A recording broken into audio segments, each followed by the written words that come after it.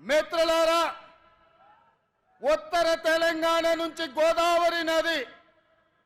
దక్షిణ తెలంగాణ నుంచి కృష్ణా నది పోటెత్తి తుక్కుగూడలో సునామీని సృష్టిస్తే ఎట్లా ఉంటుందో,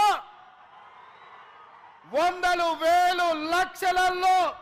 కాంగ్రెస్ పార్టీ కార్యకర్తలు రాజీవ్ గాంధీ ప్రాంగణం తుక్కుగూడలో కదము తొక్కితే ఆనాడు బీఆర్ఎస్ ను తుక్కుగా ఎట్లా తొక్కిండ్రో మళ్ళీ ఈరోజు అదే ఉత్సాహంతో, అదే ఊపుతో, అదే పట్టుదలతో ఈ తుక్కుగూడ నుంచి భారతీయ జనతా పార్టీని తొక్కడానికి కదం తొక్కినందుకు మీకందరికీ మనస్ఫూర్తిగా